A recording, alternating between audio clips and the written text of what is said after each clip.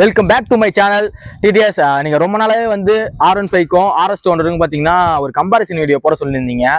கொஞ்சம் சில பல வேலைகளால் நம்மளால் பண்ண முடியல. இன்னைக்கு அந்த வீடியோவை நம்ம நிறைவேற்றிடலாம். ஓகேங்களா? எல்லாரும் மாதிரியும் இதில் இது இருக்குது இது இருக்குன்னா கம்பாரிசன் அந்த மாதிரி வராங்க. ஓகேங்களா? இந்த வண்டியோட ஓனரே கூப்பிட்டு அவர் கூட ஒரு பேட்டில் போடுவாங்க. ஃபர்ஸ்ட்டு இதோட லுக்கை பார்ப்போங்க வாங்க.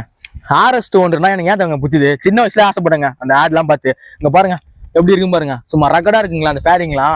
அது பாத்தீங்கன்னா அந்த பம்புல் பை இதாங்க, சும்மா வேற மாதிரி இருக்குங்க ரிங் லைட் எல்லாம் போட்டா. அதுவே நீங்க R15 பாருங்களா எப்படி இருக்கு பாருங்க. R15 லுக் பாத்தீங்கன்னா சூப்பர் பைக் லுக் இருக்குங்க பாக்குறதுக்கு. நம்மளுக்கு ஆமாங்க, 1000 சிசில வாங்க முடியாத வண்டியை வந்து 150 சிசில வந்து Yamaha கொடுத்துருக்காங்க. இந்த லுக்கு மேலங்க வேணும். டேங்க் பல்ஜினா இருக்கும், ஃபேரிங் வந்து பெருசா இருக்கும், ஓட்டுறது ஒரு கம்ஃபர்டபுளா இருக்கும், ட்ராக்ல ஓட்டுறப்போ ஒரு ஃபீல் கிடைக்குங்க. R15 இது R1 சொல்லுவாங்க போல, அப்படியே சொல்லிட்டு இருக்காங்க. இதோட லுக் வந்து நல்லா இருக்குங்க. சொல்ல போனா லுக் வந்து நல்லா இருக்கும். இது கீழே கமெண்ட்ல சொல்லுவாங்க. R7 லுக் கொடுத்துருக்காங்க. டெல்டா பாக்ஸ்லாம் இதுல வந்து R7 தான் யூஸ் பண்ணிருக்காங்க. டெல்டா பாக்ஸா ஸ்பேடர் வைக்கிறதுக்கு கொடுத்துருக்காங்களா? அடுத்து சிசி தான் நம்மளது பாத்தீங்கன்னா 200 சிசிங்க. வேற மாதிரி இருக்குங்க. RS ஓடுறதும் தெரியுங்க RS200 எப்படின்ட்டு. சும்மா பவரு, டார்க்கு, டாப் எண்டு, சும்மா சரு சரு சரு சருன்னு ஏறுங்க. ஆனா R15 155 சிசிங்க, 18 horse power, 24 horse power கூட பாத்தீங்கன்னா கம்ப்ளீட் பண்ணுதுங்க.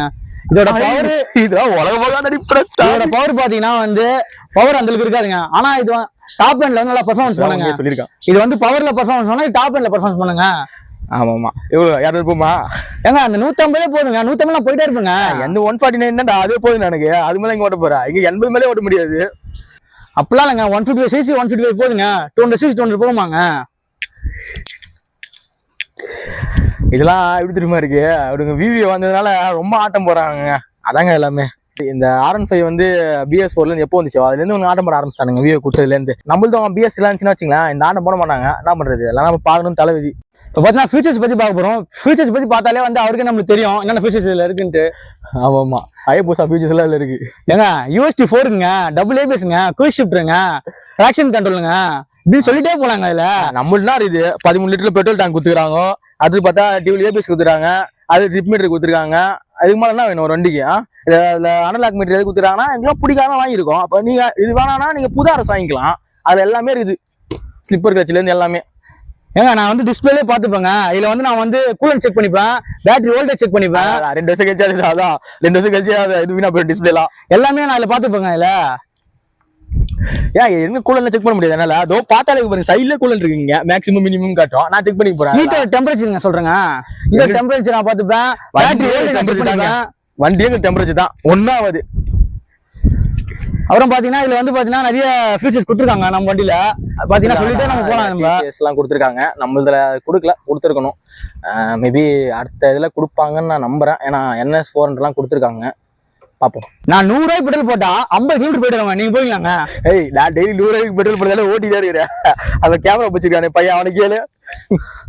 ஏங்க நான் வந்து 600 ரூபாய் பெட்ரோல் போட்டா தஞ்சாவூர் கோயில் போயிட்டு வருவேன். நீங்க போவீங்களா? நான் ஒரு அதோட 100 ரூபாய் எக்ஸ்ட்ரா போட்டா போயிட்டு வருவோம். முடிஞ்சிச்சு, அவ்வளவுதான். மைலேஜ் நல்லா கொடுக்குங்க, எனக்கு 40 எல்லாம் கொடுக்கும். எங்க ஹைவேல போனா 50 மேல கொடுக்குங்க. ஸ்லோ ஓட்டினா விவி ஆன் பண்ண வரைக்கும் வந்து கொள்ளுங்க. விவி ஆன் பண்ணனா அவன் போய்ங்க, நம்ம அவனுக்கு ரெஸ்பான்ஸ் கொடுத்தா அவனுக்கு திரும்பி ரெஸ்பான்ஸ் கொடுப்பான். இல்லன்னா வச்சுங்களேன் அவன் வந்து மாதிரி நம்ம வச்சு செஞ்சிருவான். விவி ஆன் பண்ணதான் வந்து பேய், இந்த வண்டி ஆன் பண்ணவே பேய். ஏங்க நான் 100க்குள்ள வந்து விவி ஆன் பண்ணாம 50 கிலோமீட்டர் ஆவரேஜா நான் போயிட்டே இருப்பேங்க. அதான் நானும் போனேன். 80 போனா நல்ல மைலேஜ் கொடுக்கும் என் வண்டியும். ஒரு 5 RPM எல்லாம் தாண்டி போச்சுன்னா வண்டி பேய் மாதிரி இருக்கும். RS பத்தி தெரிஞ்சவங்க எத்தனை பேர் இருப்பாங்கன்னு கேளு, கீழே கமெண்ட்ல போடுவாங்க. நான் என்னதான் ஸ்பீடா போனாலும் எனக்கு 40 கிலோ வந்து கொடுக்காதுங்க. ஆனா உங்களுக்கு நீங்க 150 போனா 30 கூட கொடுக்காதுங்க, 25 தான் கொடுங்க வண்டி. அதுக்கு ரீசன் என்னன்னா, இது வந்து 200 சிசிங்க. ஓகேங்களா? இது வந்து நிறைய ஹீட் ஆகும், இன்னொன்னு பவர் அதிகம். அதனால வந்து எப்படி மைலேஜ் அதிகமா கொடுக்கும்? அதெல்லாம் பேசக்கூடாதுங்க. மைலேஜ்ன்றப்போ வந்து நம்ம வந்து அதுக்கானதாங்க பேசணும். நீ சொல்றதுக்கா ஓகே தான், இருந்தாலும் ஒன்று பவர் கம்மி சிசி கம்மியால கொடுக்குது. இது 200 சிசி Yamaha லான்ச் பண்ணாங்களா கொடுக்குமா? பாருங்க, அதுல ரேஸ் ஒன்று பாருங்க. இந்த R15 கிட்ஸோட தொலை தாங்க முடியலங்க. அதுல ரேஸ் எல்லாம் போறாங்க பாருங்க, ரேஸ் விடுறாங்க பாருங்க. அதுக்குள்ள ஒரு ரேஸ் விட்டாங்க பாருங்க. இப்பெல்லாம் அவனுங்க RS R15 அடிச்சுக்கிறதுக்கு இல்ல, அவனுங்களே அடிச்சுக்கிறானுங்க மாட்டி மாட்டி. ஐயோ ஐயோ. டிடிஎஸ் இவங்க 155 சிசி வச்சுன்னு அவ்வளோ விலைக்கு விற்கிறாங்க. கிட்டத்தட்ட 2.25 லட்ச ரூபாங்க. சரி, ஏன் அவ்வளோ விலைக்கு விற்கிறீங்க அந்த வண்டியை? அதுக்கேற்ற மாதிரி Yamaha வந்து ஃபியூச்சர்ஸ் லோட் பண்ணுறதுங்க. ப்ரைஸ்லாம் பார்த்தீங்கன்னா எல்லாமே மெட்டாலிக் பெயிண்ட்டுக்கு ஏற்ற மாதிரி அமௌண்ட் இல்லை சார்ஜ் ஆகுங்க. அதனால தாங்க ப்ரைஸ் அதிகம். அதுக்கேற்ற மாதிரி ஃபியூச்சர்ஸ் கொடுத்துருக்காங்க. இப்போ அதுக்கேற்ற மாதிரி எல்லாமே இதில் இருக்குது. அதை நான் ஒர்த்தான ரேட்டு தான் கொடுத்துருக்காங்க. நான் ஒரு 150 சிசிக்கு 2.25 லட்ச ரூபாலாம் ஒர்த்து இல்லைங்க. அடுத்து பார்த்தீங்கன்னா நம்ம ஆர்எஸ்ல வந்து ஸ்பேர்லாம் ரொம்ப கம்மிங்க. ஓகேங்களா, பஜாஜை பொறுத்த வரைக்கும் ஸ்பேர் பார்த்தீங்கன்னா ரொம்ப கம்மியாக தான் இருக்கும். ஓகேங்களா, நான் என்னுடைய கோன் செட்லாம் 400 ரூபாய்க்கு மாற்றினேங்க. அதான் அந்த ப்ராடக்ட்டோட ப்ரைஸ் பார்த்தீங்கன்னா 400 ரூபாய். அவங்க மாற்றுறதுக்கு ஒரு 400 ரூபா வாங்கினாங்க. இதுவே அவங்களாம் போனீங்கன்னு வச்சிங்களேன் ஊருப்பட்ட கொள்ள வச்சிருவாங்க. ஏங்க ஒரு வாட்டி தாங்க கோன் செட் மாற்றினாலே எந்த பிரச்சனையும் வரலங்க. எனக்கு யூஸ் கூட ஆகலைங்க, அப்படியே ஓடினு இருக்குங்க. அது அதுக்கேற்ற மாதிரி குவாலிட்டி இருக்குங்க. அது குவாலிட்டி இருக்குங்க. அதுனா வந்து பவர் அதிகனால சும்மா கல்லு மண்ணெலாம் அடிச்சு நோதின்னு போவோம், அதனால அப்படி ஆகும். மற்றப்பெல்லாம் ஒன்றும் கிடையாது. ஸ்பேர் வந்து குவாலிட்டியாக தாங்க அவ்வளோ ரேட்டு. இதே பார்த்தீங்கன்னா வீட்டுலாம் டேங்க் கம்மி சுற்றி வச்சா உடைய பிளாஸ்டிக்ங்க. அதுவே அவ சொல்ற பாருங்க. நான் அது கூட ஒரு வீடியோ ஆட் பண்றேன், ஃபேரிங் உடைக்கிற மாதிரி. அதையும் நீங்க சேர்த்து பாருங்க. அந்த ஃபேரிங்க உடைச்சு எட்டி வச்சா கூட உடையலங்க. அந்த குவாலிட்டி மாதிரி நொறுங்கிடும். இந்த பைக்கு மட்டும் ரகடு கிடையாது, பிளாஸ்டிக் கூட ரகடா, ஃபுல்லா ரகடா தான் இருக்கும் எல்லாமே. ஃபேரிங்கு ஃபீச்சர்ஸ் எல்லாத்துக்கும் சேர்த்து தாங்க எம்மா வந்து செம்ம குவாலிட்டியா இருக்குங்க. ஆர்எஸோட குவாலிட்டியை பத்தி யாரால சொல்ல முடியும்? அங்க பாருங்க, இது ஒருத்தவன் இதுல நிக்கிறாங்க, இல்ல நின்றுறான், அதே உடைய மாட்டுது. அந்த அளவுக்கு குவாலிட்டி. அந்த அளவுக்கு குவாலிட்டிலாம் R15 எதிர்பார்க்க முடியாதுங்க. அது R15 ஃபேன்ஸுக்கே தெரியும்.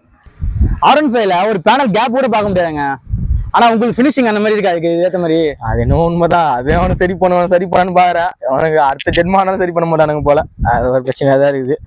அது ஒண்ணு எனக்கு பெரிய பிரச்சனை தெரியல. வண்டி ஓட்டும் போது அதெல்லாம் பார்க்கவே மாட்டேன். சும்மா பவர் தான், ராக்கெட் மாதிரி போகும்.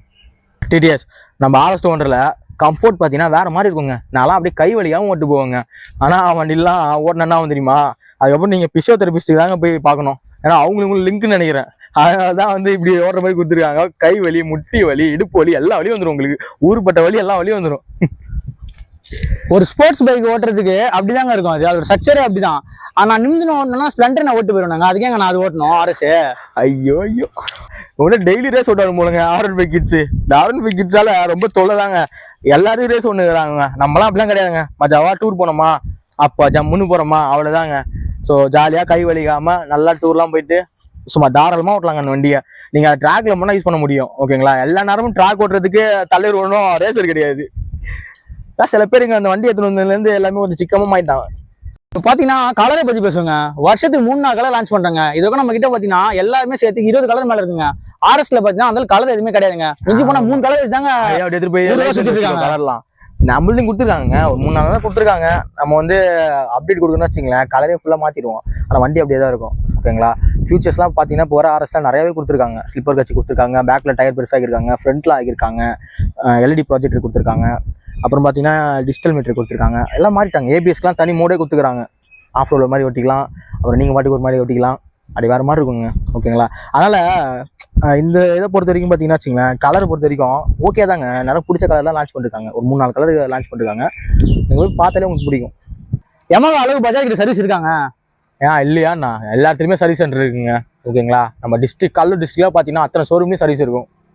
சர்வீஸ் இருக்கிறது பேசலங்க. கம் ஓட்டி கொடுக்கறது, ஆயில் உள்ள பேஸ்ட் ஊற்றி கொடுக்கறது, அதெல்லாம் சர்வீஸ் ஆங்க. இல்லை, இம்ப்ரூவ் பண்ணணும்னா சர்வீஸ் மட்டும் எனக்கு. ஆனால் ஒரு எப்படி சொல்றது, சாட்டிஸ்ஃபேக்ஷனே கிடையாதுங்க சர்வீஸ் பஜாஜில் பொறுத்த வரைக்கும். சில ஷோரூம் நல்லா பண்ணுறாங்க. ஆனால் நான் விட்ட ஷோரூமில் நிறைய பிரச்சனை. இந்த பேக் பிரேக்லாம் பார்த்தீங்கன்னா இன்ன வரைக்கும் சரி பண்ணலங்க. வண்டி வாங்கினதுலேருந்து போனாடி சர்வீஸ் விட்டப்போ வந்து ஃபேரிங் உடச்சிட்டாங்க. உடச்சது தெரியாமல் பண்ணிட்டேன்னு சொல்கிறாங்க. இந்த மாதிரி சில விஷயங்கள்லாம் பஜாஜில் சரியில்லை. ஆனால் அவங்க இம்ப்ரூவ் பண்ணணும். பட் நல்ல மெக்கானிக்ஸ் வந்து கொஞ்சம் அவங்க எடுத்து பண்ணால் தான் வந்து கரெக்டாக இருக்குமே. ஸோ எல்லாமே ஓடிடுறாங்க போல், என்னன்னு தெரில. ஸோ அதனால் சர்வீஸ் மட்டும் கொஞ்சம் சாட்டிஸ்ஃபேக்ஷன் கிடையாது எனக்கு. எமகாலே அப்படி தான், அவன் எதை போய் சொல்லுவான். அவன் எல்லா ஊர்லயும் எப்படின்னு தெரியலங்க. நான் ஒரு இடத்துல எனக்கு வந்து நல்லா ஒரு சாட்டிஸ்ஃபைட் காசு கொடுத்தாங்களா? என்ன பேடிஎம்ல யாரும் காசு அனுப்பிச்சுட்டாங்களா? இது வரைக்கும் சர்வீஸ் விட்டு எனக்கு எந்த ஒரு ப்ராப்ளமும் உடைக்கல. எது ஒன்று எனக்கு எமகா ஃபேன்ஸ் இருக்காங்கல்ல, அவங்க சொல்லுவாங்க கீழே சர்வீஸ் எப்படி இருக்கும் அப்படின்ட்டு. நான் வந்து விடுற இடத்துல எனக்கு வந்து நல்லா பண்ணி தராங்க. அப்படியானா அந்த கல்ல அத்தனை யாரும் போய் நிக்குது சர்வீஸ் விடுறதுக்கு கடையில? ஏங்க சர்வீஸ் விடுறது நிக்கலங்க, எல்லாம் ஆக்சிடென்ட் குத்தி உடச்சி நிறுத்தி வச்சிருக்காங்க. ஒடுங்கிரும் அப்படியே குத்துனா. ஆமாங்க, ஒரு வண்டியை வந்து ஹேண்டில் பண்ண தெரிஞ்சாதாங்க அதை வந்து நம்மளால இது பண்ண முடியும். ஹேண்டில் பண்ண தெரியாம நிறைய பேர் விட்டு செத்து ஷோரூமுக்கு போய் சொல்லியோ வண்டிக்கு போய் சொல்லியோ ஒன்னும் 155 சிசியே வந்து ஹேண்டில் பண்ண தெரியல அப்படின்னா இப்ப அதிகமான சிசி 1000 சிசி பைக்ல எல்லாம் பண்ணுவானுங்க. இல்லங்க, அது வந்து ஒரு விஷயம் ஒத்துக்க வேண்டியதுதான். வந்து ஒரு சின்ன ஸ்மால் ஆக்ஷன் ஆனாலும் பாத்தீங்கன்னா இது வந்து ஃபுல்லாமே எல்லாமே நொறுங்கிடும். ஏன்னா ஃபுல்லாவே பிளாஸ்டிக் தான். அது நொறுங்கிறது பார்த்தாம உங்க உடம்பு நொறுங்கிடும். ஸோ அதனால ஏன்னா இது வந்து வெயிட் ரொம்ப கம்மினால வந்து மேஜரா ஆக்ஷன் ஆனாலே பார்த்தீங்கன்னா ஃபுல்லாவே ப்ரோக் ஆகிடும். வண்டியை வந்து சிட்டி உள்ளார ஸ்லோவாக ஓட்ட பழகிடுவாங்க. ஓகேங்களா, வேகமாக ஓட்டாதீங்க. ஸோ ஆக்சிடென்ட் வந்து பார்த்தீங்கன்னா அதிகமாக இருக்குது நம்ம தமிழ்நாட்டில். அதில் செத்து போகிறவங்க எண்ணிக்கையும் அதிகமாக இருக்குது.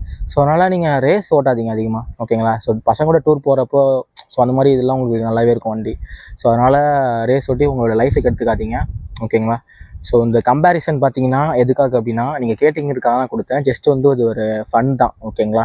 அதனால அது பெருசா இது பெருசா அப்படின்னு நான் சொல்ல வந்து இதில் வரல. ஒரு வண்டியோட கேரக்டரும் பார்த்தீங்கன்னா வேறு, ஓகேங்களா? இந்த வீடியோ பார்த்தீங்கன்னா ஃபேன்ஸ் நீங்கள் கேட்டுன்றதுக்கு மட்டும்தான் இது நாங்கள் தரோம். இது வந்து இதால வந்து அந்த வண்டி தான் பெருசு, இந்த வண்டி தான் பெருசுன்னு சொல்லிட்டு சண்டை போட்டுக்காதீங்க. இதில் பார்த்தீங்கன்னா R15ல ஒரு அட்வான்டேஜ் இருந்தால் RSல ஒரு அட்வான்டேஜ் இருக்கும். இதில் டிஸ்அட்வான்டேஜ் இருந்தால் அதில் டிஸ்அட்வான்டேஜ் இருக்கும். பைக்குன்னு பார்த்தீங்கன்னா எல்லாத்துலேயுமே அட்வான்டேஜ் டிஸ்அட்வான்டேஜ் இருக்கும். நம்மளுக்கு பிடிச்ச பைக் தான் நம்ம எடுக்க முடியும். நீங்கள் கேட்டுன்ற கம்பேரிசனுக்காக மட்டும் தான் இந்த வீடியோ கொடுத்தோம், ஓகேங்களா? ஸோ அதனால் வந்து நீங்கள் வண்டியை வந்து கொஞ்சம் சேஃபாக ஓட்டுங்க. மட்டும் இல்லாமல் நம்ம ஃபாலோவர் ஒருத்தர் வந்து இந்த மாதிரி ரோட்டில் பண்ணாதீங்கன்னு சொல்லியிருந்தாரு. ஸோ கண்டிப்பாக இதுக்கப்புறம் அந்த மாதிரி வீடியோ வராது ப்ரோ, ஓகேங்களா? இதுவே பார்த்தீங்கன்னா வேறு இடம் எதுவும் கிடையாது. ஸோ அதனால் வந்து நாங்கள் இங்கே எடுத்தோம். பட் ஆனால் எந்த பப்ளிக்குமே வந்து நாங்கள் டிஸ்டர்ப் பண்ணவே கிடையாது. ஸோ அவங்க மட்டும் அவங்க போகிறாங்க, நாங்கள் பார்த்து எடுத்துகிட்ருக்கோம், ஓகேங்களா? ஸோ இதனால் நாங்கள் சொல்ல வருது என்ன அப்படின்னா, இந்த 2 வண்டியுமே சூப்பராக இருக்குங்க, ஓகேங்களா? இதில் பவர் ஃபீல் பண்ணலாம், அதில் நீங்கள் டாப் அண்ட் ஃபீல் பண்ணலாம். ஸோ அதெல்லாமே நீங்கள் யாருமே இல்லாத இடத்துல ஃபீல் பண்ணலாம், ஓகேங்களா? ஸோ இன்னொரு வீடியோவில் வந்து உங்களை நான் மீட் பண்ணுறேன், ஓகேங்களா? அது வரைக்கும் உங்களை இந்த வீடியோ பேர் கட்சியா சொல்லித்தல. வண்டி நம்ம எடுக்க போறோம்னா கம்பல்சன் பார்த்து வந்து வண்டி எடுக்காதீங்க. உங்களோட தேவை என்னவோ அதுக்கேற்ற மாதிரி நீங்க வண்டி எடுத்துங்க. இப்போ வந்து மைலேஜ் வேணும், எனக்கு பவர் ஓரளவுக்கு இருந்தால் போதும், நான் ஹைவேல டூரிங் பண்ணுவேன், எனக்கு ஒரு ஸ்மூத்னஸ் வேணும்னா நீங்க வந்து R15 யூஸ் பண்ணலாம். எனக்கு கம்ஃபர்டபுளா இருக்கணும், பிக்கப் பவர் ஃபீல் பண்ணணும், ராக்கெட் மாதிரி போகணும்னா நீங்க வந்து RSS யூஸ் பண்ணலாம், ஓகேங்களா? ஒரு அக்ரெசிவ் கிடைக்கணும்னா RS தேடி போங்க. இல்லை எனக்கு வந்து மைலேஜ் வேணும் அப்படின்னு நீங்க நினைச்சீங்கன்னா நீங்க R15 தேடி போலாங்க. உங்களோட தேவைக்கு ஏற்ற மாதிரி வந்து நீங்க எடுத்துங்க வண்டி. டிடிஎஸ் நீங்கள் சொன்னதுனால தான் அந்த வீடியோ போட்டேன். யாரும் அடிச்சிக்காதீங்க, ஓகேங்களா? ஜஸ்ட் ஒரு ஃபன் அப்படி தான், ஓகேங்களா? மறக்காமல் நம்ம சேனலை ஃபாலோ பண்ணிக்கோங்க. ஸோ நிறையா நீங்கள் எங்களை ஃபாலோ பண்ணிங்க அப்படின்னா உங்களுக்காக நிறையாவே நாங்கள் வந்து கஷ்டப்பட்டு கண்டென்ட் எல்லாமே பண்ணிகிட்ருக்கோம். கண்டிப்பாக அது உங்களுக்கு பிடிக்கும், ஓகேங்களா? அடுத்து உங்களுக்கு என்ன வீடியோ வேணாலும் நீங்கள் கமெண்ட்டில் போடலாம். அதுக்கான முயற்சி எடுத்து நாங்கள் வீடியோ போடுவோம். வண்டி தான் அதிகமாக போதில்லை, நெக்ஸ்ட் டைம் வந்து இந்த மாதிரி இல்லாமல் பார்த்துக்குறோம். வேறு என்ன பைக்கை பற்றி ரிவ்யூ பண்ணலான்றது கீழே கமெண்ட்டில் போடுங்க, ஓகேங்களா? கண்டிப்பாக உங்களுக்காக நான் போடுறோம். ஸோ அடுத்த கம்பேரிசன் எது பண்ணலாம்னு நீங்கள் சொல்லுங்கள், நம்ம பண்ணிடலாம், ஓகேங்களா? மறக்காமல் ஃபாலோ பண்ணி எங்களுக்கு சப்போர்ட் பண்ணுங்கள், ஓகேங்களா? ஓகே டிடிஎஸ், பாய்.